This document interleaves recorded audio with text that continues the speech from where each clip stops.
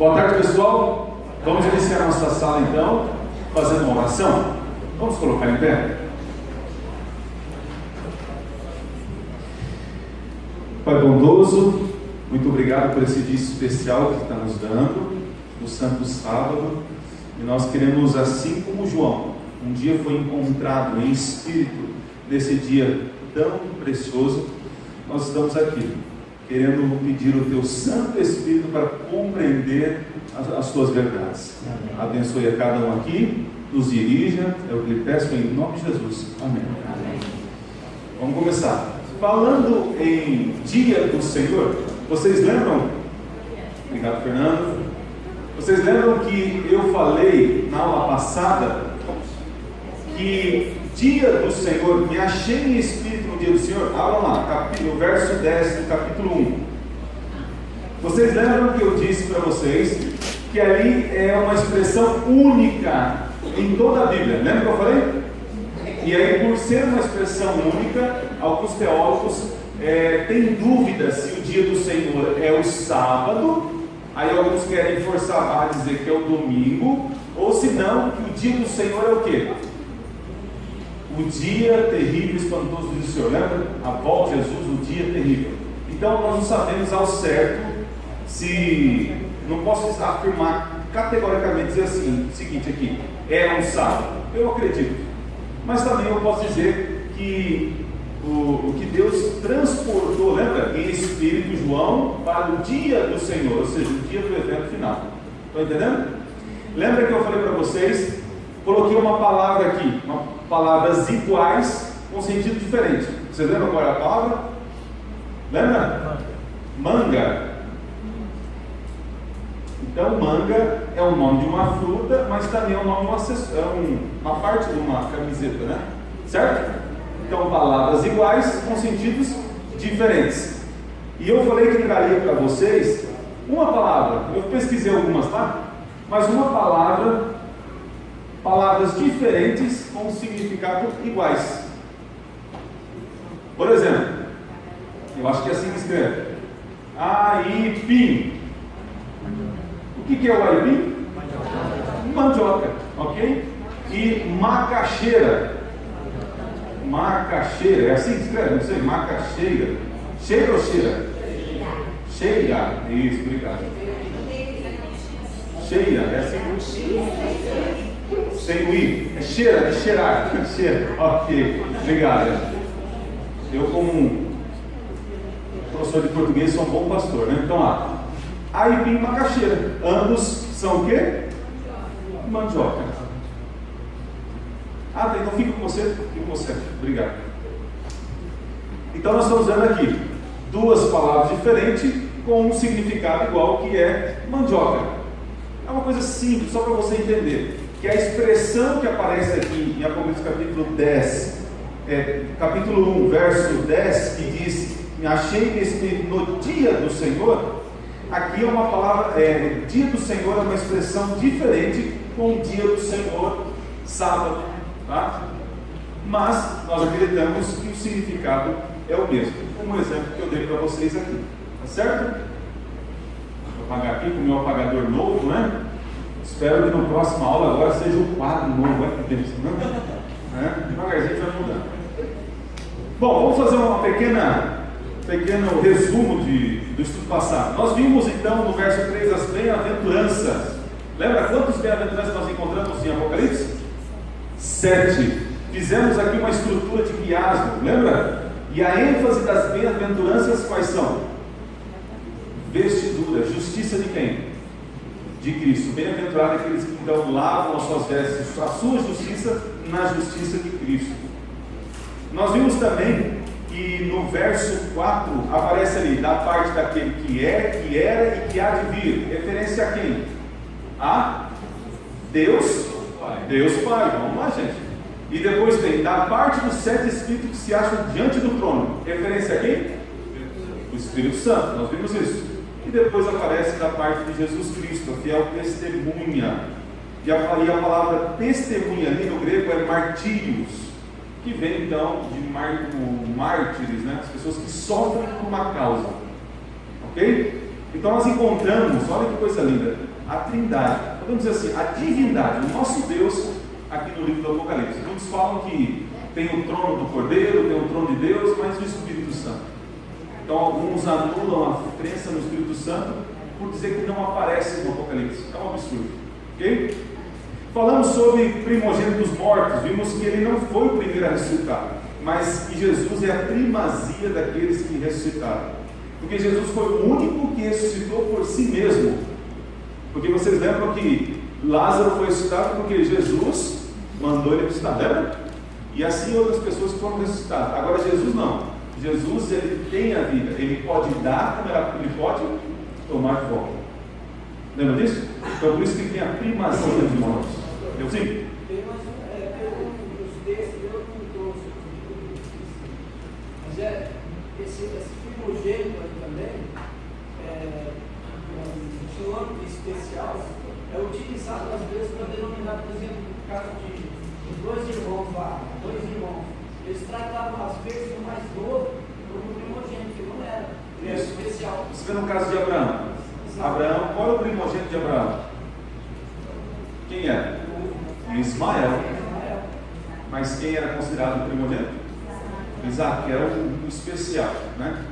Então não é questão de que ele foi o primeiro que foi ressuscitado, ou ele é o primeiro da criação. Nós vemos isso porque ele é o principal da criação, ele é a primazia de tudo. Nós vemos em Colossenses, certo?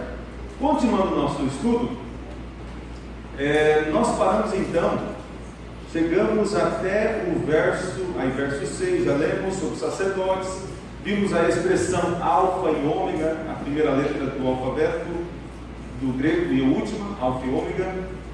Ok, agora nós chegamos no verso 11, e aqui nós vamos continuar o nosso estudo. Abram a sua Bíblia então, Apocalipse capítulo 11. E gente, agora nós vamos começar a ver que o livro é impressionante. De que forma? Olha só, é dessa forma que nós acreditamos. Deixa eu virar um pouco.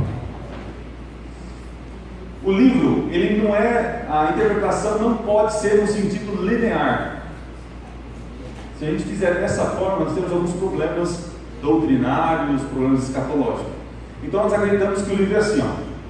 Aparece Deus revela no capítulo 1, e aí ele começa a dizer o seguinte: ele amplia, depois ele regressa, ele amplia, depois regressa, e assim vai. Então a gente vai ver que o livro, o primeiro capítulo é apenas uma abertura, e agora ele começa a ampliar no capítulo 2, e assim vai, ok? Mas sempre ele volta e avança. Isso é chamado de interpretação da recapitulação. Então sempre está recapitulando o que foi falado, ok? Verso 11, acharam aí?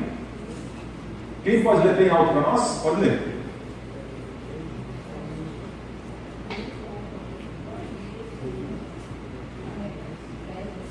Vou ler. Dizendo: o que vês, escreve em livro e manda às 7 igrejas: Éfeso, Esmirna, Pérgamo, Tiatira, Sardes, Filadélfia e Laodiceia. Acredito que na próxima aula a gente vai começar a falar especificamente de cada igreja, mas eu quero já, como o livro já começou a falar das igrejas aqui no capítulo 1, nós já vamos então entender um pouco sobre elas. Vamos escrever aqui, ó. Vou tentar. Primeira, Éfeso. Isso. Próxima, Esmirna. Vai caber aqui no meu alcance. Pérgamo.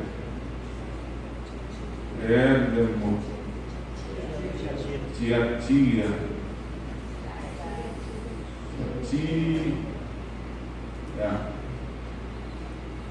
Sardes. Sardes. Agora tem Filadélfia.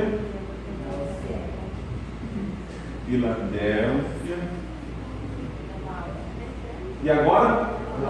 Eu vou colocar aqui que a Laodiceia é especial, né? A Laodiceia somos nós, né? Laô.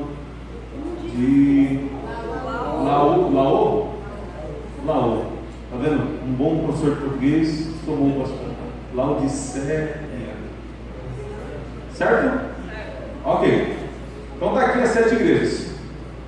Agora eu pergunto para vocês, classe: Por que 7 igrejas e não 8, não 9, não 11, não 2, não 3? Por quê? Não sei. Deus escolheu 7, é o número dele. Mas tem uma explicação, né? Essas 7 igrejas, elas existiam na Ásia Menor, ok? São igrejas literais, existiam, só que cada uma tinha uma personalidade. Então, nas próximas aulas vocês vão ver, quando nós começarmos a estudar sobre as igrejas, que nós temos alguns níveis de interpretação para cada igreja. Temos a interpretação literal, que é uma igreja real que existiu.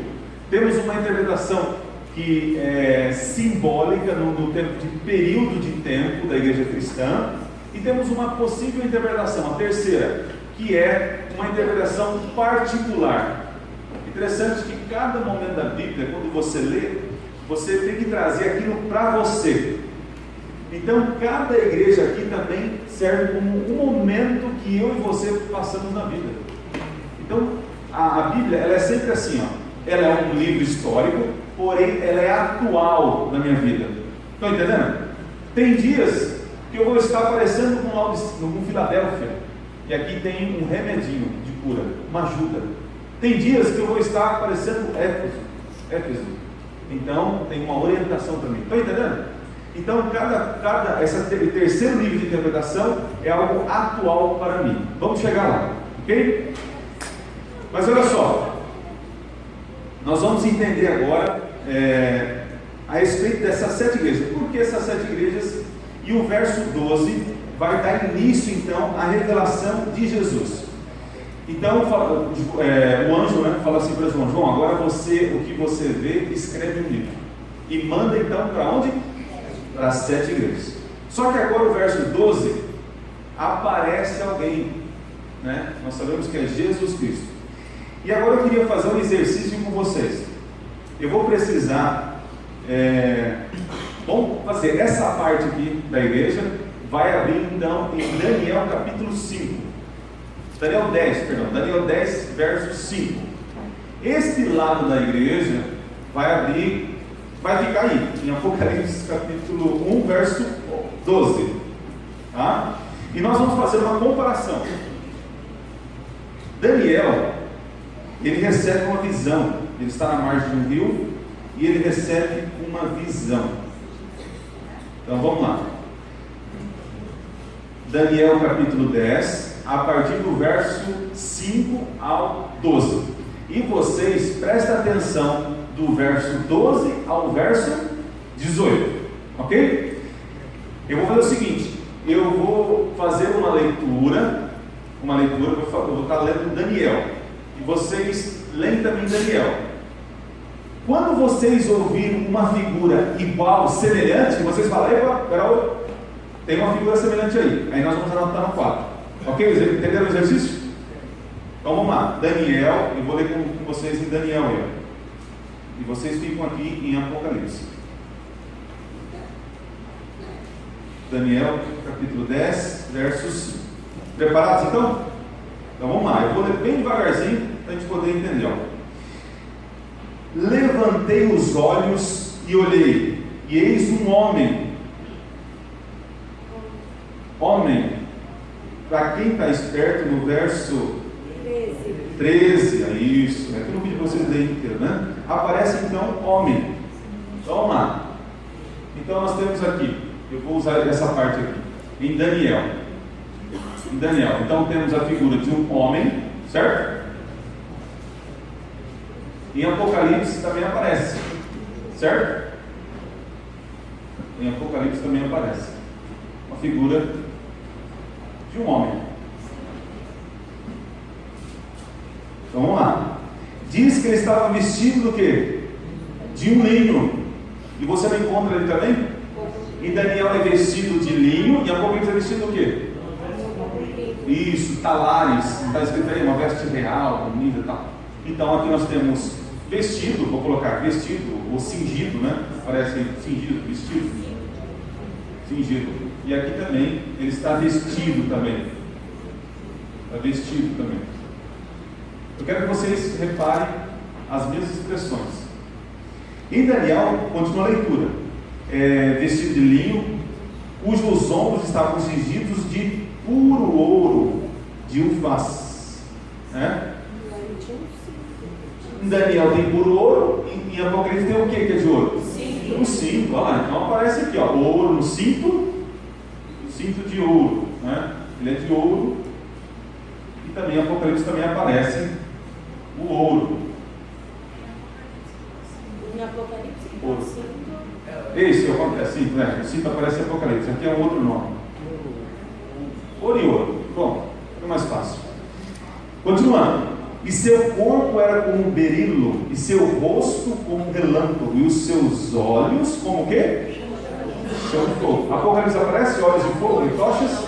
Sim, então tem aí, ó, tem olhos, são tochas de fogo, hein? Tochas. O chama, fogo. Aqui também aparece, os olhos como de fogo. Olhos também. Ok. Pior que hebraico isso aí. Vamos lá. Diz então, continuando no verso 6 aqui, Daniel. Seus braços e seus pés, que acontecia? Brilhavam como bronze. Isso. E não aparece também em Apocalipse? Então, pés polidos dos dois, Então, vou colocar aqui pés, bronze, polido, bronze. Aqui em Apocalipse também aparece pés. Bronze. Latão, isso. Latão, bronze. A Cida, na aula passada, ela falou, lembra, Cida, que você comentou sobre a visão que era parecido? É esse momento que nós estamos fazendo, tá? Continuando a minha leitura, estou no verso. Diz então, verso 6: a voz de suas palavras era como um estrondo de muita gente. Só que estrondo de muita gente em Daniel, e ali voz com muitas águas. Então em Daniel também tem muita gente, vou colocar assim, muita gente, e aqui muitas águas.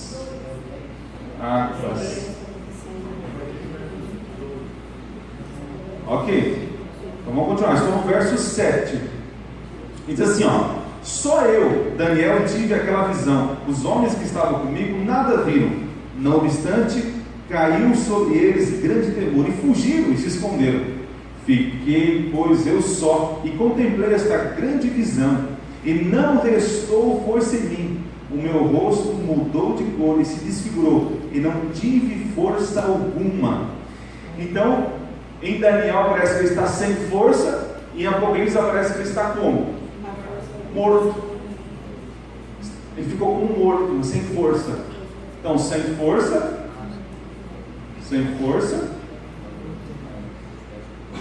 e aqui como se fosse morto. Está vendo, gente? Aqui nós aprendemos uma coisa. Quando Cristo se revela, tem gente que fala assim, quando Cristo, o Espírito Santo está sobre mim, eu pulo como o rei Davi, dá piroleta, cambalhota. Aqui não, há um sentimento de temor. Você vê, Daniel perdeu as forças, João também, é algo assim tremendo. Quando Isaías contempla o Senhor, lembra? Ele sentiu medo, temor, reverência. Ele falou, ai de mim, porque vi o Senhor. Então, diz no verso 9: contudo, ouvi a voz das suas palavras, e ouvindo caí sem sentido, olha lá, como se fosse morto, em rosto em terra. Verso 10: eis que certa mão me tocou, sacudiu-me e pôs sobre os meus joelhos e as palmas das minhas mãos.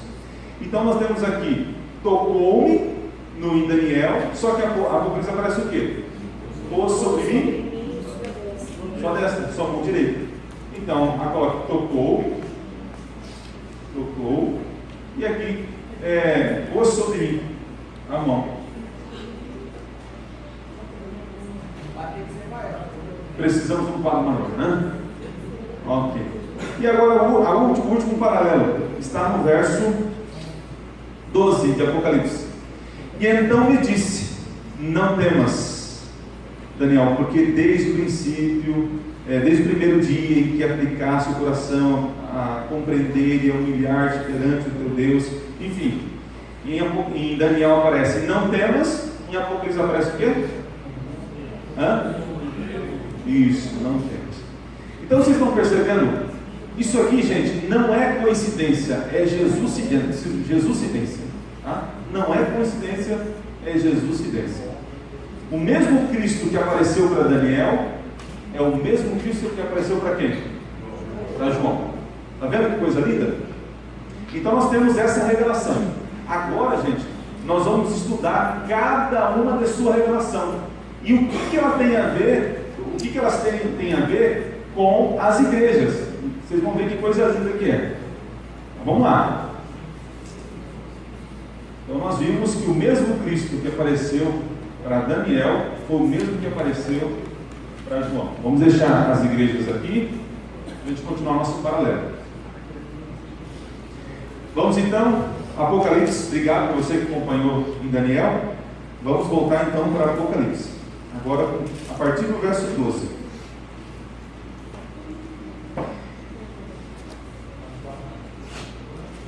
Verso 12, assim, ó. Voltei-me para ver quem falava comigo, e voltado vi 7 candeeiros de ouro. O que é 7 candeeiros de ouro? Verso 20, nós encontramos a resposta. Quanto ao mistério das 7 estrelas que viste na mão direita, e os 7 candeeiros de ouro, as 7 estrelas são o quê? Anjos das 7 igrejas. E os 7 candeeiros são o quê? 7 igrejas. Então, candeeiros são 7 igrejas. Aqui os candeeiros, ó. Cada um desse é um candeeiro. Da onde tirou essa referência aqui, ó? Isso remonta a um cenário, né? Vocês lembram disso? Isso aqui é um candeeiro. Onde estava esse candeeiro? Onde? No santuário. Ok, no santuário. Interessante, ó, no verso, se a gente for para a igreja de Éfeso, capítulo 2, verso 1. No capítulo 2 vai aparecer então a ligação dos candeeiros com a igreja de Éfeso. Capítulo 2, verso 1.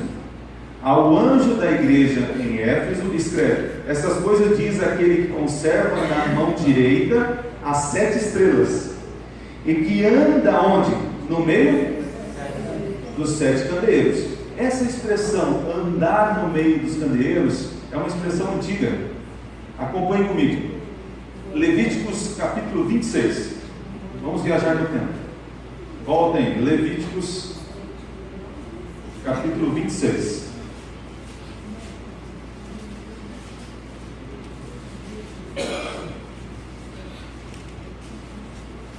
Levíticos 26, 11 e 12. Olha da onde a base que João tirou essa ideia de, quando ele viu, né, esse homem andando no meio dos candeeiros, da onde tirou isso? Levíticos 26, 11 e 12. Diz assim, ó: porei o meu tabernáculo no meio de vós, e a minha alma não vos aborrecerá. Andarei entre vós, e serei o quê? O vosso Deus, e vós serei quem? O meu povo. Lembra que o objetivo de Deus em fazer o tabernáculo é para quê? E me fará um santuário, para que eu possa habitar no meio deles. Então nós temos uma referência a Éfeso, dizendo o seguinte: quem está escrevendo para a igreja de Éfeso é aquele que está presente no meio dos candeeiros das igrejas. E o que é estar presente com os candeeiros? Existe uma tradição que o sacerdote ele tinha que manter acesa essas lâmpadas aqui, ó. Então, constantemente, o sacerdote ele tinha que estar atento à quantidade de azeite que estava aqui, porque a luz ela não podia se apagar. Então, imagina o cuidado que esse sacerdote tinha, sempre estar olhando, vigiando, cuidando, orientando os 7 candeeiros, eles estando junto ali, colocando azeite e tal. Isso demonstra o quê? Cuidado. Então, quem está escrevendo para a igreja de Éfeso é alguém que tem o quê? Cuidado, carinho, atenção para o sofrimento, para a necessidade da igreja. Estão percebendo? E o único que pode suprir a necessidade da igreja de Éfeso é aquele que está presente cuidando das 7 igrejas, Jesus Cristo. Então nós já achamos um paralelo aí, de uma revelação de Jesus para uma igreja, ok? Vamos continuar a nossa busca. Verso 13 de Apocalipse, voltem lá. Verso 13 de Apocalipse.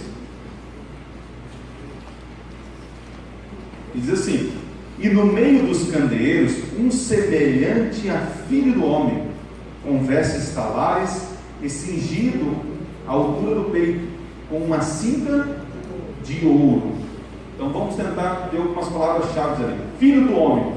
Da onde isso então foi tirado, essa expressão filho do homem?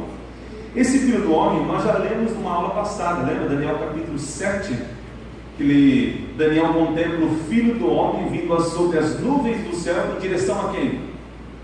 Ao ancião de dias. Quem era o filho do homem que ia de frente se apresentar para o ancião de dias? Foi Jesus Cristo, ok? E Jesus, ele toma esse título para ele. Vamos ver isso? João capítulo 5. João capítulo 5. Lembrando que filho do homem é Jesus, ele fazendo referência à sua humanidade. Quando ele fala assim, filho do homem, ele está dizendo que ele é humano. E quando ele fala que ele é filho de Deus, ele está dizendo que ele é o quê? Criado por Deus? Olha só, acontece o seguinte. Hoje, quando eu falo, só para vocês entenderem melhor, por exemplo, o Marcos. O Marcos, se eu perguntar para ele assim, Marcos, você é filho de quem? Qual o nome do seu pai mesmo? Fábio. O Marcos vai falar assim, eu sou filho do Fábio. E aí nós vamos pensar o seguinte, opa, peraí. Então o Fábio é mais velho que o Marcos, com certeza. O Marcos foi gerado de alguma forma pelo Fábio. E o Marcos, ele é submisso a quem?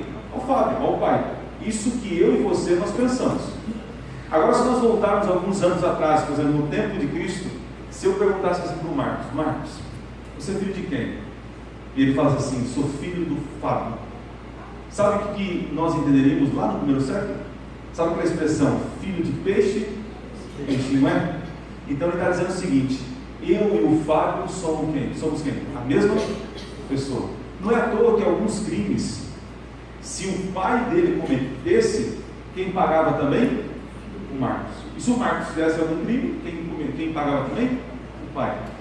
Nós temos uma alusão a isso quando nós vamos para a Babilônia. Lembra de Babilônia que pegaram Daniel e jogaram onde? Na cova dos leões. E aí sobreviveu aquela coisa toda, e Dário, ele pegou e falou assim, peraí, isso aí foi uma armação.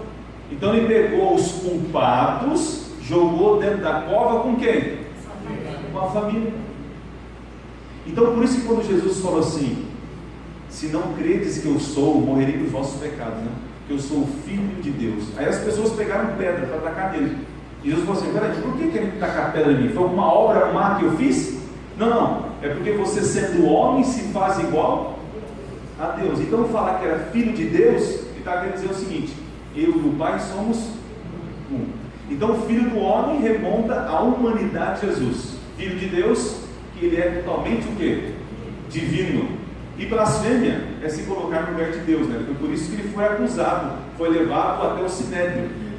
Crucificaram Jesus por causa dessa blasfêmia, porque ele disse, eu sou o filho de Deus. E lembra que o sacerdote rasgou a veste? Né? Não precisa do vale de prova, está aí, ó, blasfêmia. Vamos então crucificá-lo. João, acharam João capítulo 5, 25 e 27. Em verdade vos digo que vem a hora e já chegou em que os mortos ouvirão a voz de quem? Filho de Deus. E os que ouvirem verão. Porque assim como o Pai tem vida em si mesmo, também concedeu o Filho ter vida em si mesmo. Ele deu autoridade para julgar, porque é o quê? O Filho do homem. Então, nesses textos, ele diz que ele é divino, mas também que ele é o quê? Humano. Que preciosidade, né? Então, nós entendemos a expressão Filho do homem, é a referência a Jesus Cristo. Voltando então, agora vamos continuar. O verso 14, verso 13, já lemos. Filho do homem, com vestes talares, cingidos à altura de peito e com uma cinta de ouro. Mas que vestimenta é essa? Nós temos uma referência, está em Êxodo capítulo 28.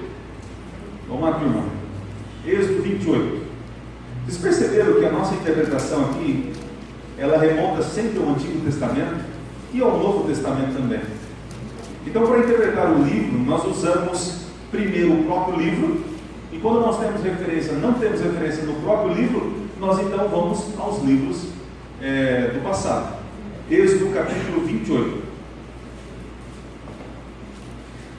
Aqui está falando sobre as vestes sacerdotais. 28, verso 4. As vestes, pois, que farão são estas: um peitoral, um estola sacerdotal, uma sobrepeles, uma túnica bordada, mintra e o que? Sim, farão vestes sagradas para Arão, teu irmão, e para seus filhos, para oficiarem como sacerdotes. Então essa roupa que Jesus apresenta, aparece lá, é de um sacerdote. Estão percebendo quanta redundância de significado para dizer que é Jesus? Parece que é um esforço de Deus revelando símbolos para João escrever. Gente, é Jesus que apareceu para mim, é Jesus que está se revelando. Voltemos então para o Apocalipse. Tá ok.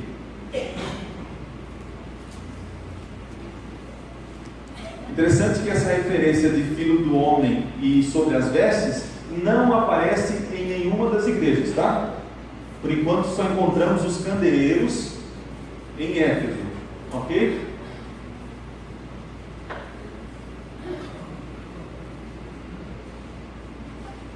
Eu quero escrever aqui, ó. Nós vamos escrever a revelação aqui.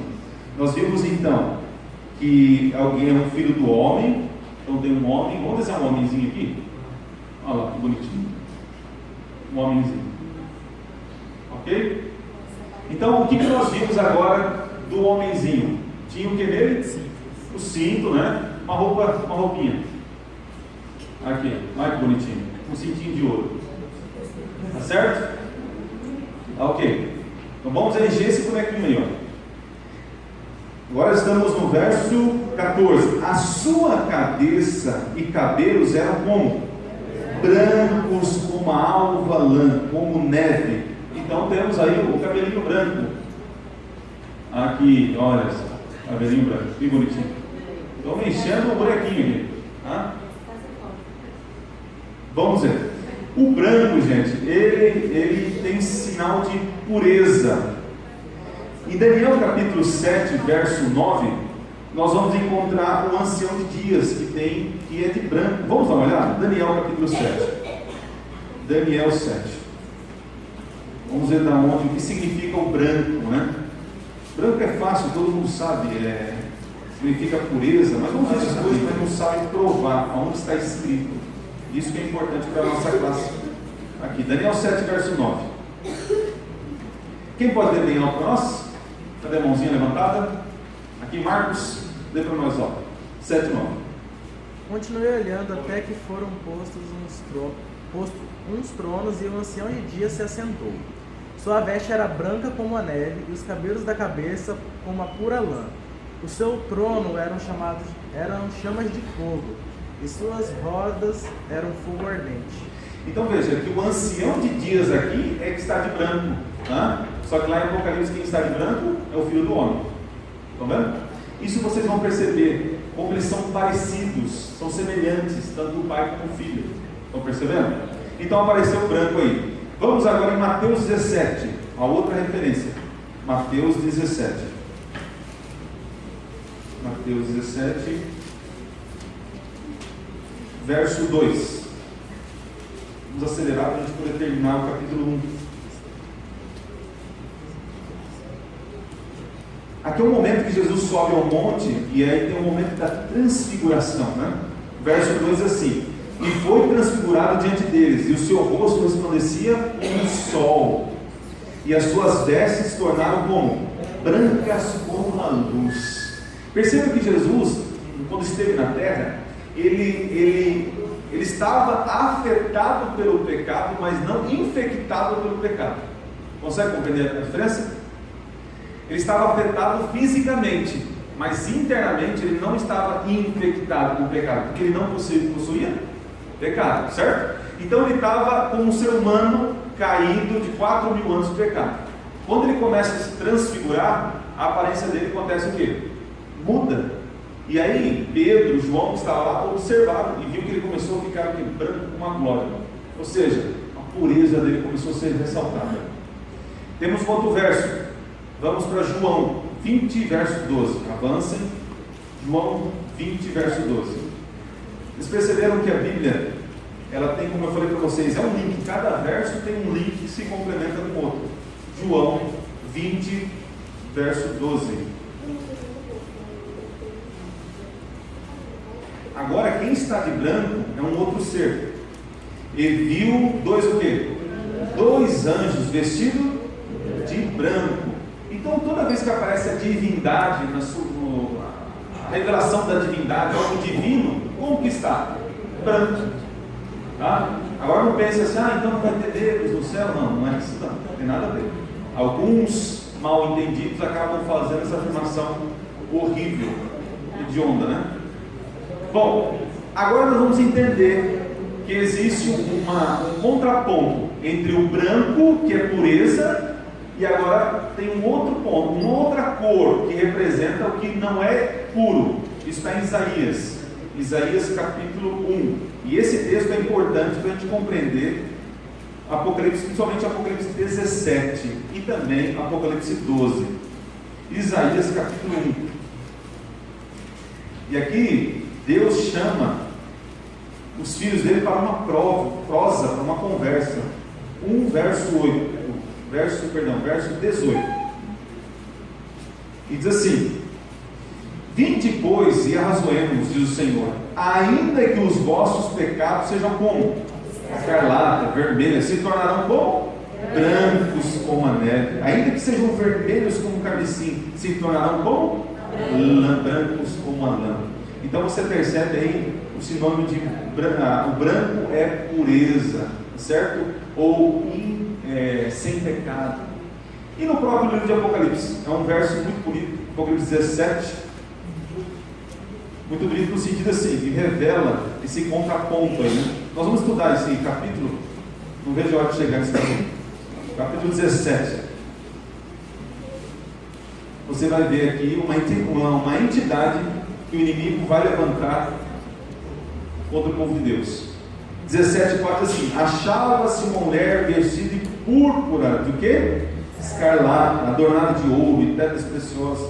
Então veja, enquanto Deus, a cor dele é branco de pureza, Satanás fala assim: eu também quero uma cor. Qual a cor que ele quer? Verde. E vocês vão ver que o Apocalipse apresenta uma verdade e Satanás apresenta uma contrafação da verdade. Ok? Então vamos continuar. Voltamos para Apocalipse capítulo 1. Vamos adiantar. Então, branco significa pureza. Só que aí no verso 14 aparece olhos como chama de fogo. A expressão olhos como chama de fogo aparece na igreja de Tiatira, capítulo 2, verso 18. Ao anjo da igreja de Tiatira escreve: estas coisas diz o Filho de Deus, que tem os olhos como o quê? Chama de fogo e pés semelhantes a bronze polido. Então nós temos aqui uma referência. Então a igreja de Tiatira, é isso que eu falei? Tiatira, né? Tiatira, ela tem uma referência aos pés e ao que também? Aos olhinhos. Então está aqui, ó, ligado a Tiatira. E o ciclo não apareceu ainda, né? Ok, não, vamos ver. Então vamos entender o que é olhos de fogo. Os olhos de fogo representam realmente a onisciência. Vou mostrar para vocês aqui. O verso 23 do capítulo 2, verso 23, também diz: matarei os seus filhos e todas as igrejas conhecerão que eu sou aquele que sonda mentes e o que? Corações. Então, o anjo está escrevendo para a igreja de Tiatira que aquele que tem os olhos de fogo, ele faz o que? Ele sonda as mentes e o que? Os corações. Então tá, vamos continuar nosso raciocínio. Agora vai em Jó, capítulo 34. Nós vamos encontrar um texto bem forte. Jó, capítulo 34, verso 21. E outro pode abrir para mim em 2 Crônicas, capítulo 16. Quem pode me ajudar para a gente acelerar? Aqui o Marcos. Já ergueu, né? Marcos, então 2 Crônicas 16, verso 9. Hebreus 4. Quem pode abrir para mim? Hebreus capítulo 4, verso 13, Neuza. E a última passagem, Zacarias. Quem pode ler Zacarias? A Milene lá no fundo. Zacarias, Milene, capítulo 4, verso 10. Quem está em Jó, acompanhe comigo. Jó, capítulo 34. Deixa eu ir lá rapidinho. Verso, deixa eu olhar aqui, 21 ao 22. Jó, aqui antes. Jó 34, 21 e 22. Na minha versão diz assim: 21 e 22. Os olhos de Deus estão sobre os caminhos do homem e veem todos os seus passos. Não há trevas nem sombra assas profunda onde se escondem os que praticam o quê? A iniquidade. Então os olhos do Senhor estão sobre todos, né? Marcos, pode ler para nós o seu verso, que é 2 Crônicas 16, 9. Porque quanto ao Senhor, seus olhos passam por toda a terra para mostrar-se forte para com aqueles cujo coração é totalmente dele. Nisto procedestes loucamente. Por isso, desde agora haverá guerras contra ti. Ok, está falando aí que os olhos estão sobre todos. Agora, Neuza, né? Neuza, lê para nós então Hebreus 4, 13. Não há criatura que não seja manifesta na sua presença. Pelo contrário, todas as coisas estão descobertas e patentes aos olhos daquele a quem temos a prestar conta. Ok. Miriam, lê para nós então Zacarias 4, 10. Assim a gente adianta, né? Porque quem despreza o dia das coisas pequenas, pois esse se alegrará vendo o prumo na mão de Zorobabel. São os 7 olhos do Senhor, que discorrem por toda a terra. Está vendo? 7 olhos. Tem uma referência aqui. É o Espírito, né? Interessante, né? Na teologia, olha só. A nossa divindade tem 3 atributos, que nenhum ser humano, nenhum ser tem. Qual que é? Onipotência, onisciência e onipresença. Ok. Só que interessante, um ser da divindade, ele possui isso. Só que uma das características, ele não usa, ele se abstém. Ok. Ele tem, mas ele não utiliza. Estou falando de Jesus Cristo. Quando Jesus veio à terra, ele sendo homem, ele podia estar em todo lugar, sim ou não? Não. E aí ele ressuscita, ele morre, ressuscita, e ressuscita como? Um homem também. Então agora no céu, quando ele está lá no céu, eu pergunto, Jesus pode estar em todos os lugares ao mesmo tempo, sim ou não? Não pode. Mas pode através de quem? Espírito Santo. Vocês estão entendendo? O Jesus, ele não pode sair do santuário, gente. Se ele sair de lá, acontece. Acabou, a porta da graça se fecha. Estão entendendo? Não tem intercessor. Isso. Então, o papel do Espírito Santo, ele representa Jesus aonde? Aqui na terra. Ok? Perceberam? Então, não vou dizer que Jesus perdeu a onipresença, não foi isso. Só que no momento ele não usa, não se utiliza. É algo assim, só para vocês pensarem, né? Como o nosso Jesus é impressionante. Como ele se esvazia dos atributos divinos por causa da minha pessoa e da sua. Olha que coisa linda. Então vimos aqui, olhos de chama de fogo, é a onisciência dele, ele está vendo tudo. Então já temos aqui, para Tiatira, ele está dizendo, eu tenho olhos sobre tudo, gente, fique tranquilo, eu sei o que está acontecendo. Então perceberam a mensagem? E aí nós temos aqui então agora, latão reluzente, verso 15, vai lá, Apocalipse capítulo 1, vamos acelerar. Então diz que os seus pés, semelhante ao bronze polido. Eu tenho vamos ler apenas um verso. Isaías 48:10. Rapidinho, vamos para Isaías 48, verso 10. Eis que acrisolei, mas isso não resultou prata. Provei na fornalha, Olha só. Então, o latão reluzente, reluzente,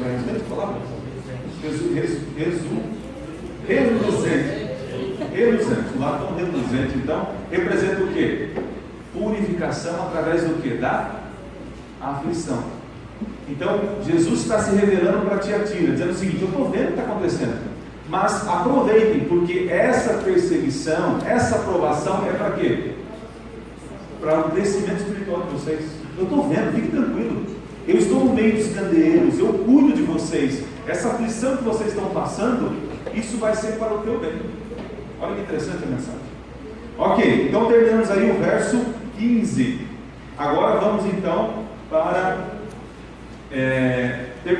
temos muitas águas, voz de muitas águas. Aqui eu tenho diversos textos sobre muitas águas. Só que eu queria que vocês entendessem o seguinte: quando João escreveu o Apocalipse, ele estava onde?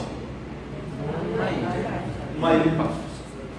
Então você tem que entender como ele pensava e o que ele tinha em mãos, o contexto da cabecinha dele, tá certo? Por exemplo, se hoje eu vou falar para vocês, gente, ontem teve um comício aqui perto de casa, né?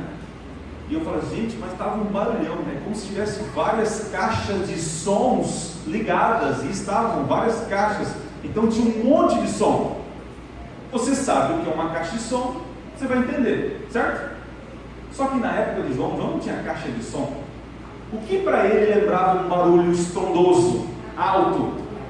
Imagina agora ele no litoral ali, na margem, perto ali da margem do mar, da praia. E aí quando vinha a água, e aquele barulhão. Então quando ele ouviu uma voz, ele falou: nossa, gente, é muito alto, é como se fosse ondas se chocando, um barulho de muitas águas. Estão entendendo?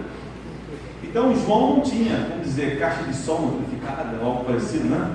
Ele tinha, como dizer, ondas do mar, muitas águas. Então é um barulho alto, ok?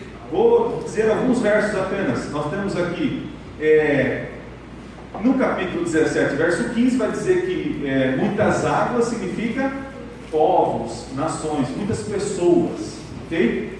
Nós temos no verso 19, verso 6, em Daniel capítulo 10, verso 6, que nós já lemos, né?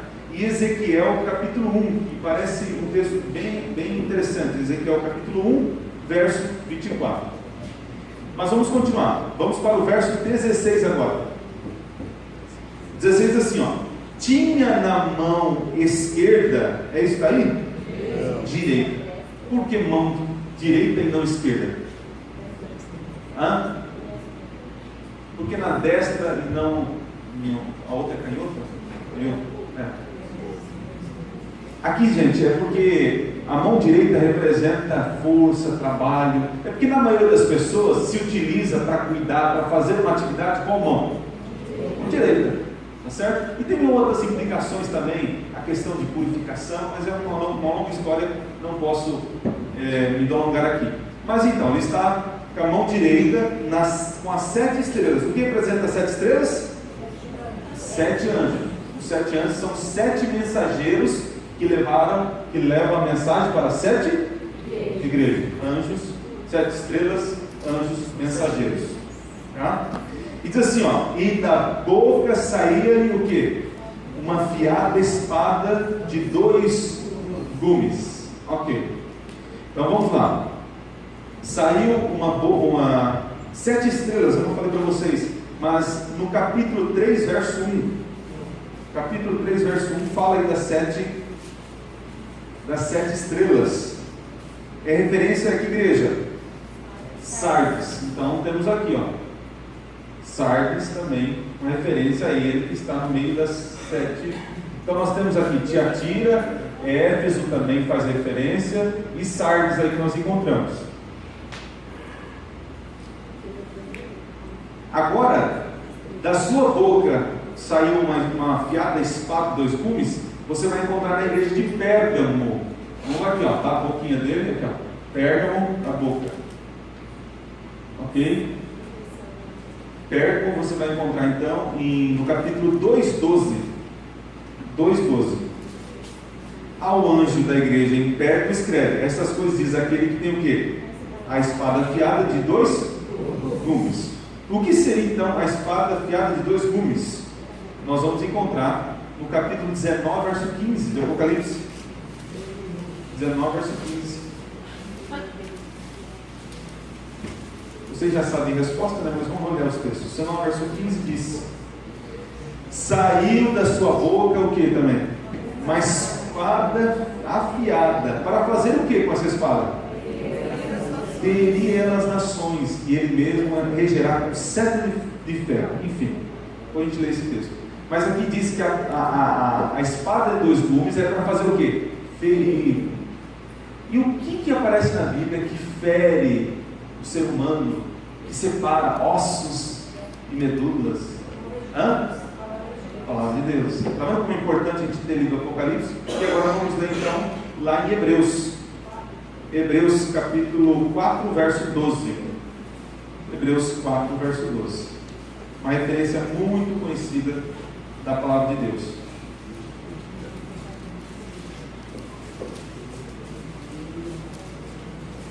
Aí alguns falam assim, mas por que 2 gumes, 2 lados? Por que isso? Aí alguns falam assim, não, é o Novo e o Antigo Testamento. Isso é uma aplicação, né? Porque a espada com 2 cortes, ela realmente ela fere mais. Mas não é que representa necessariamente o Antigo e o Novo Testamento, tá? Isso é uma aplicação. A interpretação é que a espada de 2 cortes, ela fere mais. Ela tem ela consegue penetrar mais do que uma de um corte só. Estão entendendo? Mas aí uma aplicação que nós fazemos é que é a palavra de Deus, o Antigo e o Novo Testamento. 4:12. Porque a palavra de Deus é viva e eficaz, mais cortante que qualquer espada de 2 gumes, que penetra até o ponto de dividir alma e espírito, juntas e medulas, e apta para discernir os pensamentos e propósitos do coração. Então nós encontramos aí, a espada é a palavra de Deus. Ok? Continuando, estamos chegando ao fim. Eu quero terminar o capítulo hoje, tá? Vamos terminar. Continuando no verso 16. Diz que o seu rosto brilhava como o sol na sua força. Então aqui o sol, vou colocar aqui. Olha só, brilhava, mano, aqui. Brilhava. Então, como o sol. O que seria brilhar como o sol? O sol na sua força. Apocalipse 22, verso 5. Ali tem uma referência. 22, verso 5. Então já não haverá noite, nem precisamos eles do que? De luz e candeia, nem a luz do sol, porque o Senhor brilhará sobre eles e reinarão sobre os séculos dos séculos. Essa luz, nós reconhecemos que é a glória de Deus. E onde nós temos a referência dessa luz? Lá em Gênesis, lembra? E Deus diz: haja luz. E alguns falam assim, mas que luz é essa? Se foi no 4º dia que Deus criou o sol. Está entendendo? Então nós acreditamos que essa luz primária é a presença de Deus, é a glória de Deus inundando o universo. Ok? Então havia uma luz muito forte, e João olhava e ele falou como o sol na sua força. Voltem para Apocalipse capítulo 1. Ok. Vamos para o verso 17. Quando ouvi, caí a seus pés, como quem? Morto.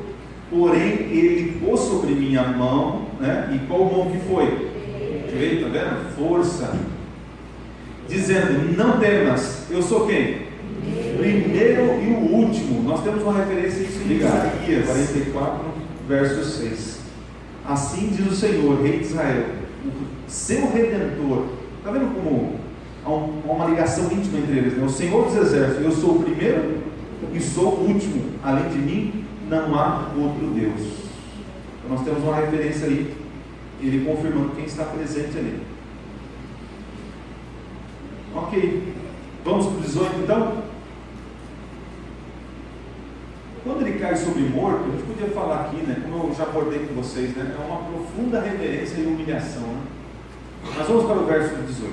E agora nós vamos ver uma referência a uma outra igreja, a igreja de Esmirna, quando aparece aqui, ó: e aquele que vive, que esteve morto, mas eis que estou vivo. Estive morto, mas eis que estou vivo. Isso aparece na igreja de Esmirna, capítulo 2, verso 8. Aí na mesma página. Ao anjo da igreja em Esmirna, escreve: estas coisas diz o primeiro e o último, olha lá, que esteve morto e tornou a viver. Então nós achamos aqui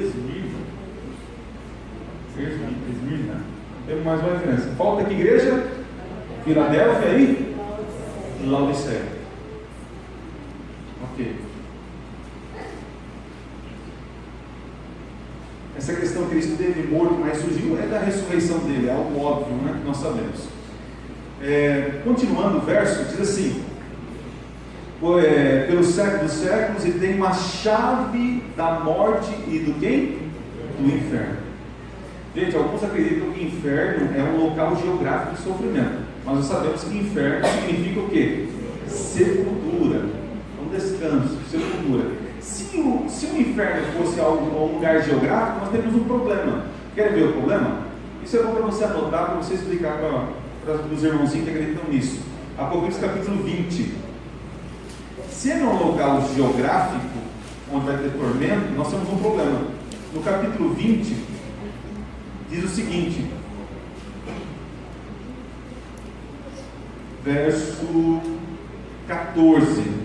Isso é no momento do juízo, da sentença final. Diz assim, 20, verso 14. Então, a morte e o que mais? No inferno. Fizeram o que com ele? Foram lançados para dentro de onde? Opa! Peraí. O inferno, Deus vai pegar o inferno, vai pegar e não dá certo. Não é incoerente, né? Então ele está dizendo o seguinte, que aqui não haverá mais, né? Não terá mais morte e não terá mais o que? Sepulturas.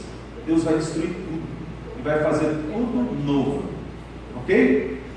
Então voltando lá ao capítulo 1, nós estamos chegando ao final, e diz que ele tem uma chave.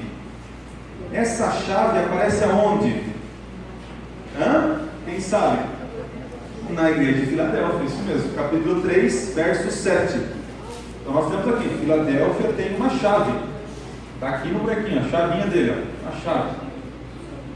Olha só, capítulo 3, verso 7, diz assim: ao anjo da igreja em Filadélfia escreve essas coisas, essas coisas diz, o santo, o verdadeiro, aquele que tem o quê? A chave de Davi, que abre e ninguém fechará, que fecha e ninguém abrirá.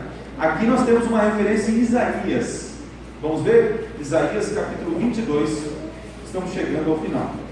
Isaías capítulo 22. Capítulo 22, verso 22. 22.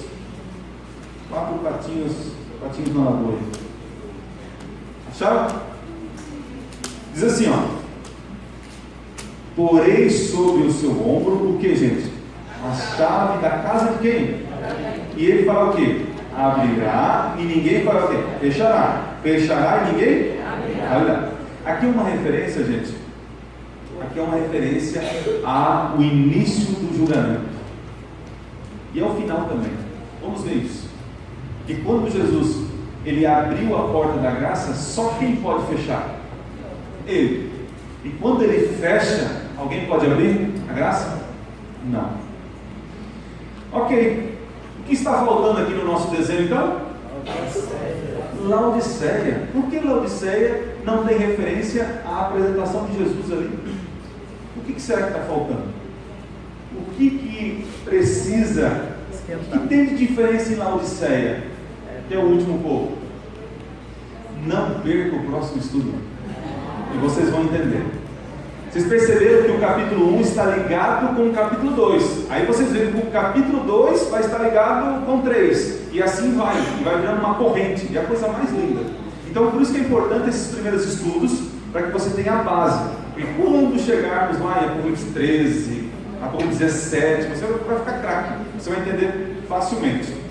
Então, deixa eu só ler com vocês Apocalipse 3,14, que é a apresentação de Jesus à igreja de Laodiceia. Olha só: ao anjo da igreja de Laodiceia escreve: estas coisas diz o amém, testemunha fiel e verdadeira, e o que mais? Princípio da criação de Deus. Entenda que cada revelação de Jesus, uma parte da revelação de Jesus, corresponde a uma necessidade de cada igreja. Nós vamos ver isso na próxima aula. Agora, Laodiceia aparece diferente. É amém, princípio da criação de Deus, e testemunha fiel verdadeira. O que significa isso? Que remédio é isso para a igreja? Nós vamos ver. Deixa eu perguntar, há alguma dúvida? Eu sei que hoje o estudo foi um pouquinho mais denso, mas vocês perceberam a ligação do capítulo 1 com 2, como é forte? E que agora a revelação de Jesus, ele vai se revelando, né? E a revelação sobre ele afeta todo o resto do livro. Quando ele vai revelando, vai ampliando. Mas assim, gente, vamos terminar? Nós já avançamos no horário. Vamos colocar em pé. Agradeço a presença de vocês. Não perca então a próxima aula. Vamos falar então sobre a Laodiceia. Chegaremos em Laodiceia. Vamos orar. Pai bondoso, obrigado por esse momento de estudo. Terminamos a semana com a tua palavra aberta. Louvado seja o Senhor por isso. Abençoe a cada um aqui. Que esse conhecimento não seja apenas algo intelectual, mas que traga na nossa vida mudança e também crescimento espiritual. Amém. Abençoe a cada um aqui. São bênçãos que lhe peço no nome de Jesus. Amém.